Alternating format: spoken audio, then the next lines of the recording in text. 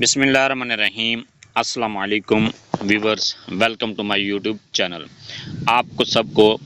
ربیع الاول کا مہینہ بابرکت مہینہ بہت بہت مبارک ہو۔ اس مہینہ میں ہمارے پیارے نبی حضرت محمد صلی اللہ علیہ وآلہ وسلم کی ولادت باسعادت ہوئی ہے، اور یہ رسول پاک صلی اللہ علیہ وسلم کا مہینہ جانا جاتا ہے۔ اس مہینے میں مسلمان رسول پاک صلی اللہ علیہ وسلم کی ولادت باسعادت کے سلسلے میں میلاد منعقد کراتے ہیں، اور میلاد میں آپ کو کہیں پر بھی کوئی تقریر کرنے کا موقع مل جائے، چاہے آپ یونیورسٹی کے لیول اسٹوڈنٹ ہیں، کالج کے ہیں، یا آپ اسکول لیول کے اسٹوڈنٹ ہیں، کہیں پر بھی آپ کو میلاد میں اسٹیج پر تقریر کرنے کا موقع ملے تو آپ یہ تقریر وہاں پر کر سکتے ہیں، اور یہ تقریر آپ کے لیے بہترین تقریر ثابت ہوگی۔ ایک عرب نے آدمی کا بول بالا کر دیا۔ صدر ذی وقار، محترم حاضرین و سامعین، آج میں جس ایمان افروز موضوع کو اصحاب ایمان کے اس ایوان کی زینت بنانا چاہتا ہوں وہ ہے ایک عرب نے آدمی کا بول بالا کر دیا۔ صدر محترم کہتے ہیں باران رحمت کی سب سے زیادہ ضرورت وہاں محسوس کی جاتی ہے جہاں زمین خشک سالی کی بنا پر اناج کی کونپوں کی جگہ ببول اگلنے لگے۔ حضور نبی کریم حضرت محمد مصطفیٰ صلی اللہ علیہ وآلہ وصحبہ وسلم بھی اس ریگزار عرب میں صحاب رحمت بن کر تشریف لائے تھے کہ جہاں انسانی تہذیب و تمدن اور اخلاق و کردار کے سوتے خشک ہو چکے تھے، اور جہاں صلح و خیز کے گل ہائے تازہ کی جگہ ظلم و تعدی اور کفر و شرک کے جھاڑ چنکار اگ رہے تھے۔ وہاں کے تپتے ہوئے صحراؤں اور ظلم و ستم کی باد سموم سے جلستے ریگستانوں میں خدا کی عظمت و تقدیس اور انسانی عظمت کردار کے منکر انسانوں کی آنکھوں سے شرم و حیا کے پانی کی ایک ایک بوند خشک ہو چکی تھی۔ ایسے وقت میں جب حضور پرنور جناب محمد رسول اللہ صلی اللہ علیہ وآلہ وصحبہ وسلم مجسم رحمت و برکت بن کر آئے تو یکایک ہی کشت ایمان و یقین لہلہا اٹھی۔ شاعر نے اسی احساس کی ترجمانی یوں کی ہے: سلام اے آمنہ رضی اللہ تعالیٰ عنہ کے لال، اے محبوب صلی اللہ علیہ وآلہ وصحبہ وسلم سبحانی، سلام اے فخر موجودات، فخر نو انسان، تیرے آنے سے رونق آگے گلزار ہستی میں، شریک حال قسمت ہو گیا پھر فضل ربانی۔ حاضرین کرام، حضور اکرم صلی اللہ علیہ وآلہ وصحبہ وسلم کی تشریف آوری سے قبل عالم عرب بے شمار خباثتوں اور جہالتوں کا شکار ہو چکا تھا۔ کفر و شرک کے علاوہ انسانی حقوق کی بے دردی سے پامالی اور اخلاق اقدار کی بے حرمتی کی بدولت عرب معاشرہ شرمناک حد تک قعر مذلت میں غرق ہو چکا تھا۔ اس دور کا انسان اخلاق و شرافت کا نام تک سننے کا روادار نہ تھا۔ شراب ان کی گھٹی میں پڑی ہوئی تھی، جوا، قمار بازی اور زنا کاری قطعاً مذموم فعل تصور نہیں کیے جاتے تھے، بلکہ ان کو جوانی کا اعزاز اور مردانگی کا افتخار سمجھا جاتا تھا۔ جناب صدر، کوئی شخص بیٹی کا باپ کہلانا پسند نہیں کرتا تھا، اور اگر کسی کے ہاں بیٹی جنم لے لیتی تو اسے زندہ زمین میں گاڑ دیا جاتا تھا۔ وہ لوگ انسانی عظمت کردار کے نہیں بلکہ ذاتی حسب و نسب کی برتری اور خاندانی تفاخر کے اسیر تھے۔ لڑائی جھگڑا اور قتل و غارت گیری ان کی قبائلی زندگی کا لازمی جز بن چکے تھے۔ معمولی باتوں پر تلواریں نیاموں سے باہر آ جاتی اور پیاسے ریگستانوں کی پیاس بجھنے لگتی۔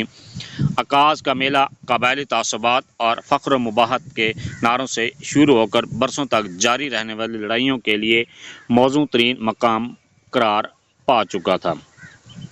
بعض معمولی لڑائیوں سے طویل جنگ کی ایک ایسی بھٹی سلگ اٹھتی کہ ہزاروں عرب اپنے بھائیوں کی تلواروں کا شکار بن کر اس کا ایندھن بن جاتے۔ لیکن جناب والا نبی کریم صلی اللہ علیہ وآلہ وصحبہ وسلم انسانی حقوق کے محافظ بن کر جلوہ افروز عالم ہوئے تو حالات نہایت تیزی سے بدلنے لگے۔ آپ صلی اللہ علیہ وآلہ وصحبہ وسلم کے فیوز و برکات کی بدولت انسانی حقوق کو پامال کرنے والے انسانی اقدار کی محافظت کا فریضہ انجامنے لگے۔ راہزن رہبر بن گئے، بت پرست بت شکن بن گئے، بے حیاؤں کو شرم و غیرت کا شعور میسر آ گیا۔ آپ صلی اللہ علیہ وآلہ وصحبہ وسلم کے ارشاد کی تاثیر کی عظمت اس وقت دیکھنے میں آئی کہ جب آپ صلی اللہ علیہ وآلہ وصحبہ وسلم نے حکم خداوندی کے مطابق شراب کو حرام قرار دیا تو شراب پانی کی طرح شہر نبی کی گلیوں میں بہا دی گئی۔ دشمن دوست بن گئے، اخلاق و شرافت کی دھجیاں بکھیرنے والے رفت کردار کا نمونہ بن گئے، ذرا ذرا سی بات پر قتل و غارت کا بازار گرم کرنے والے انسانیت کی عظمت اور تقدیس پر ایمان لے آئے اور اپنی ذات سے بڑھ کر دوسروں کے حقوق کی پاسداری کرنے لگے۔ کس نے قطروں کو ملایا اور دریا کو کر دیا، کس نے زروں کو اٹھایا اور صحرا کر دیا، اس کی حکمت نے یتیموں کو کیا در یتیم اور غلاموں کو زمانے بھر کا مولا کر دیا، آدمیت کا غرض ساما مہیا کر دیا، ایک عرب نے آدمی کا بول بالا کر دیا۔ جناب صدر، آج دنیا مساوات کے نعرے لگا رہی ہے، پسماندہ اور کچلے ہوئے انسان رنگ و نسل اور ذات پات کی زنجیروں کو توڑ کر ابھرنا چاہتے ہیں۔ وہ انسانی حقوق کی بالادستی کے نام پر اپنی پسماندگی اور سماجی زب و حالی کا مداوع چاہتے ہیں، لیکن باوجود اپنی انتہائی کوشش کے وہ اس سماجی اونچ نیچ، طبقاتی حد بندی اور معاشرتی عدم مساوات کی دیواروں میں شگاف پیدا نہیں کر سکیں۔ نظریات کے نام پر اپنا سب کچھ تج دینے کے باوجود بھی ایک نچلے طبقے کا انسان اپنے سے اوپر کے زینے پر بیٹھنے والے کے برابر نہیں بیٹھ سکتا۔ افریقہ کا حبشی چاہے تو کریم رگڑتے رگڑتے اپنی کھال تک چھیل ڈالے، مگر وہ حقوق میں گورے کے برابر نہیں ہو سکتا۔ ہندوستان کا اچھوت انتہائی اپ ڈیٹ ہونے کے باوجود برہمن کے حقوق نہیں پا سکتا، اور امریکہ کا ریڈ انڈین برسر اقتدار سفید فام طبقے کی برابری کا دعویٰ نہیں کر سکتا، لیکن اسلام کے آغوش میں جو بھی آتا ہے وہ رنگ و نسل کے امتیازات اور ذات برادری کے تفریق کو بھول کر ایک ملت مسلمہ میں گم ہو جاتا ہے۔ نبی کریم صلی اللہ علیہ وآلہ وصحبہ وسلم نے ایک صحابی رضی اللہ عنہ کو اپنے غلام کو مارتے دیکھا تو فرمایا، جتنا قابو تم کو غلام پر ہے اس سے زیادہ قابو تم پر اللہ کو ہے۔ صحابی رضی اللہ عنہ نے ہاتھ رو کر عرض کیا، حضور صلی اللہ علیہ وآلہ وصحبہ وسلم، یہ غلطی سے باز نہیں آتا۔ حضور صلی اللہ علیہ وآلہ وصحبہ وسلم نے فرمایا، معاف کرو حتیٰ کہ باز آ جائے۔ صحابی رضی اللہ عنہ نے یہ سنتے ہی اسی وقت غلام کو آزاد کر دیا۔ سرداران قریش کہا کرتے تھے کہ اے محمد صلی اللہ علیہ وآلہ وصحبہ وسلم، ہم تمہاری محفل میں کیسے ہیں جبکہ وہاں کمین بھی بیٹھے ہوتے ہیں؟ لیکن اس رحمت مجسم نے امیروں کی خاطر غریبوں کو دھتکارنے سے انکار کر دیا اور الفقر و فخری کو اپنا افتخار بناتے ہوئے زمانے بھر کے مظلوم مقہور انسانوں کو اپنی پناہ میں لے لیا۔ آپ صلی اللہ علیہ وآلہ وصحبہ وسلم کی غلاموں سے شفقت کا یہ عالم تھا کہ آپ صلی اللہ علیہ وآلہ وصحبہ وسلم حضرت بلال رضی اللہ عنہ کو اپنی آنکھوں کی ٹھنڈک کہا کرتے تھے۔ جناب والا قدر حضور صاحب لولاک صلی اللہ علیہ وآلہ وصحبہ وسلم کی سیرت مطہرہ انسانی زندگی کے ہر پہلو پر محیط ہے۔ آپ نے شرح حیات پر جو تابندہ نقوش سب کیے ہیں وہ کائنات کے ہر منشور سے زیادہ قابل تقلید، ہر دستور سے زیادہ محترم اور ہر ضابطۂ حیات سے زیادہ قابل عمل ہیں۔ پرامن شہری کی حیثیت سے، فتح عظیم کے شادیانے بجانے والی فوج کے سالار اعلیٰ کی حیثیت سے، لاکھوں مربع میل پر مشتمل عظیم سلطنت کے مقتدر اعلیٰ کی حیثیت سے، عدل و انصاف کا پرچم سر بلند رکھنے والے منصف کی حیثیت سے، اعجاز ناطق سے بہرہ ور و رہنما، صاحب تدبیر سیاستدان اور معجزانہ صلاحیتیں رکھنے والے دانشور کی حیثیت سے، آپ صلی اللہ علیہ وآلہ وصحبہ وسلم نے اپنی سیرت و کردار اور ارشادات و فرمودات کا جو انمول خزانہ چھوڑا ہے وہ تعبد اقوام عالم کے لیے حکمت و موضوعات اور رہنمایانہ بصیرت افروزی کا باعث بنا رہے گا۔ چشم اقوام یہ نظارہ اب تک دیکھے، رفعت شان ورفعنا لک ذکرک دیکھے۔ آپ صلی اللہ علیہ وآلہ وصحبہ وسلم کی جلیل القدر شخصیت ہر دور اور ہر زمانے میں مشعل راہ رہی ہے۔ ہر عہد اور ہر صدی نے آپ صلی اللہ علیہ وآلہ وصحبہ وسلم سے فیض اٹھائے۔ اگر دلوں سے تعصبات کی آلائش دور کر دی جائے تو ہر دل نبی کریم صلی اللہ علیہ وآلہ وصحبہ وسلم کی مسلمہ عظمت کا معترف اور ہر زبان آپ صلی اللہ علیہ وآلہ وصحبہ وسلم کی ثنا خوانی پر مجبور نظر آئے گی۔ صدر محترم، طائف کی بستی میں آپ کے ساتھ کیا کچھ نہیں ہوا؟ کون سی بدسلوکی تھی جس کا وہاں مظاہرہ نہ کیا گیا؟ آپ صلی اللہ علیہ وآلہ وصحبہ وسلم پر اس قدر پتھر برسائے گئے کہ آپ صلی اللہ علیہ وآلہ وصحبہ وسلم کے نالین مبارک جسم اطہر سے بہنے والے خون سے لبریز ہو گئے۔ بستی سے باہر نکل کر نڈھال ہو کر اپنے غلام کی معیت میں ایک درخت کی چھاؤں تلے بیٹھ کے آپ صلی اللہ علیہ وآلہ وصحبہ وسلم کے غلام نے اس بستی کے ظالم اور بے رحم انسانوں کے لیے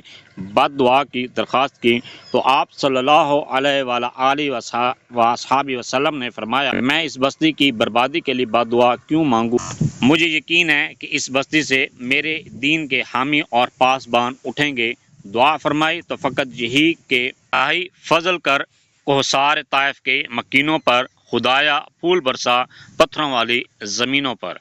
حاضرین محترم، آپ نے الفقر فقری کہہ کر دنیا بھر کے مظلوموں، بے نواؤں، محنت کشوں اور مزدوروں کو سینے سے لگایا۔ آپ صلی اللہ علیہ وآلہ وصحبہ وسلم کی زندہ تعلیمات اور روشن کردار کے بدولت نہ صرف محنت کی عظمت دوبالا ہوئی بلکہ مزدوروں اور محنت کشوں کو روحانی سکون کا احساس ہوا۔ غریبوں، لاچاروں اور دکھیاروں کو قرار آ گیا کہ معین بے کساں، زینت ہر دو جہاں، سرور کشورش کشایان نے عالم، جناب رسالت آپ صلی اللہ علیہ وآلہ وصحبہ وسلم نے نہ صرف ان سے پیار کرتے ہیں بلکہ قیامت کے روز ان کے ساتھ اٹھائے جانے کی دعا بھی فرماتے ہیں۔ میری غربت بن گئی اس وقت سے میرا وقار، کہہ کے جب الفقر و فخری وہ ہمارے ہو گئے۔ جناب والا، آپ صلی اللہ علیہ وآلہ وصحبہ وسلم سے قبل عرب معاشرے میں ہی نہیں بلکہ دنیا بھر میں عورت اس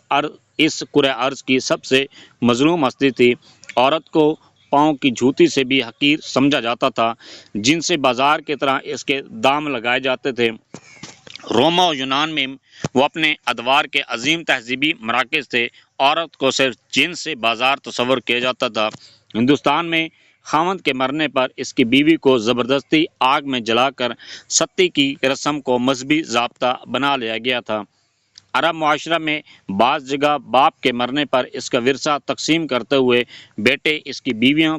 بھی بانٹ لیا کرتے تھے۔ بد نصیب ماں بیٹی جنتی تو باپ مجسمِ قہر و غضب بن کر بیٹی کو زندہ زمین میں دفن کر دیتا، کیونکہ اس کے لیے یہ تصور ہی ناقابل برداشت تھا کہ مستقبل میں کوئی شخص اس کا داماد بن کر اس کی غیرت کے لیے چیلنج بن جائے، کیونکہ حضور سرور دو عالم صلی اللہ علیہ وآلہ وصحبہ وسلم پوری کائنات کے لیے رحمت و شفقت کا پیغام سر بلند تھے۔ اس لیے آپ صلی اللہ علیہ وآلہ وصحبہ وسلم نے عورت کو مرد کے برابر حقوق عطا کرتے ہوئے مردوں کو تلقین کی کہ جو تم کو وہ انہیں کھلاؤ، جو خود پہنو وہ انہیں پہناؤ اور ان پر ظلم نہ کرو۔ محترم سامعین، تاریخ نے بڑے بڑے جرنیلوں اور کشور کشاؤں کو دیکھا ہے جو عام زندگی میں انسانی اقدار کے کتنے بڑے مبلغ تھے، لیکن جب حالت جنگ کا اعلان ہوا تو انہوں نے ہر قیمت پر کامیابی حاصل کرنے کے لیے تمام اخلاقی قوانین اور تہذیبی ضوابط اپنے قدموں تلے پامال کر دیے۔ محسن کائنات حضرت محمد مصطفیٰ صلی اللہ علیہ وآلہ وصحبہ وسلم کی انسانیت نوازی دیکھنی ہو تو تاریخ کے دھارے کو 14 صدیاں قبل موڑ دیجیے اور اس وقت کا تصور کیجیے جب آپ صلی اللہ علیہ وآلہ وصحبہ وسلم مکہ میں فاتحانہ انداز میں داخل ہو رہے تھے۔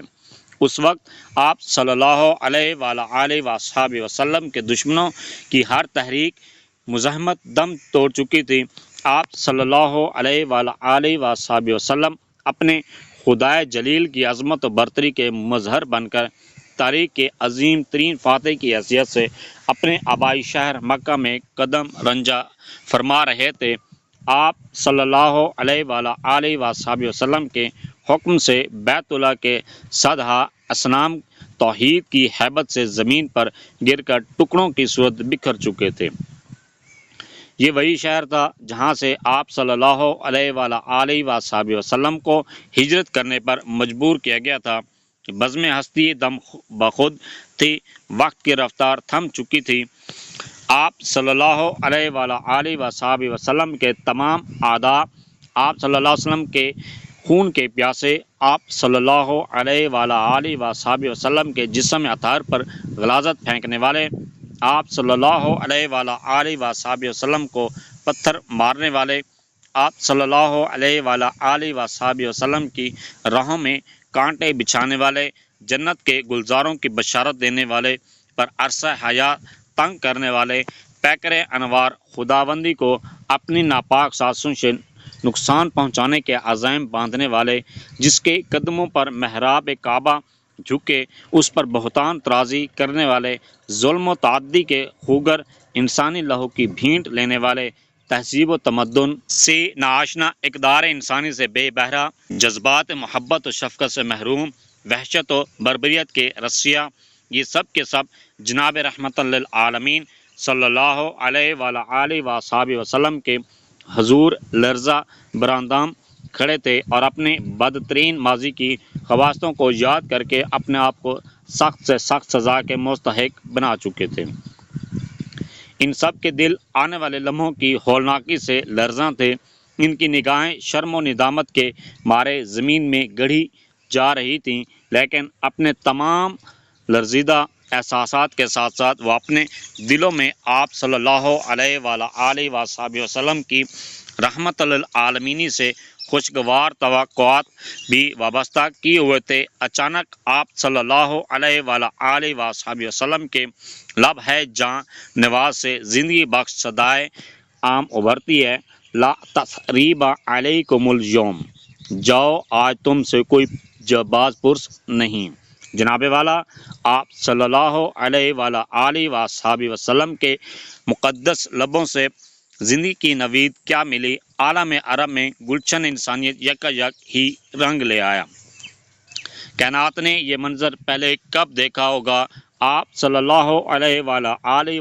وسلم کا یہ آوازہ بخشش قافلہ انسانیت کو منزل مقصود تک لے جانے کا باعث بن گیا۔ آپ صلی اللہ علیہ وآلہ وسلم کے خلق عظیم کے تصور سے یہ کہنا غلط تو نہیں کہ کچھ ان کے خلق نے کر لی، کچھ ان کے پیار نے کر لی، مسخر اس طرح دنیا شاہ ابرار نے کر لی۔ صدر عالی مقام یہ رسول خدا جناب سرور کائنات صلی اللہ علیہ وآلہ وسلم کی عظمت بے پایاں اور انسانیت نوازی کا ہی اعتراف ہے کہ آج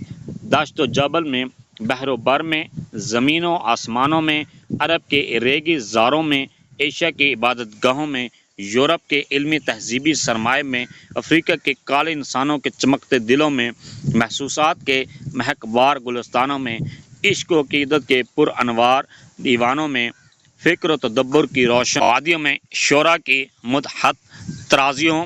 میں، ادیبوں کی ادب نوازیوں میں اور خطیبوں کی تکلم باریوں میں حضور پرنور محمد رسول اللہ صلی اللہ علیہ وآلہ وسلم کا نام نامی، اسم گرامی انسانیت کے سب سے بڑے محسن کی حیثیت سے ابھرتا اور جگمگاتا ہے۔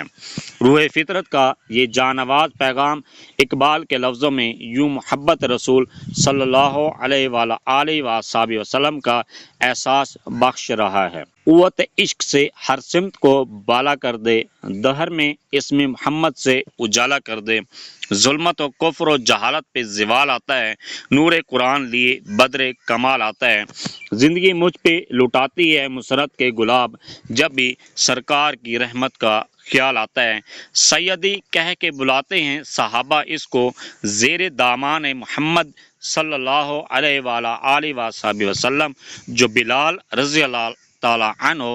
آتا ہے، جس کو سرور دو عالم کا ہوا لطف نصیب، کون کہتا ہے کہ پھر اس کو زوال آتا ہے۔ والسلام، تھینکس فار واچنگ۔ اگر ویڈیو اچھی لگی ہے چینل کو سبسکرائب کر دیں، لائک اینڈ شیئر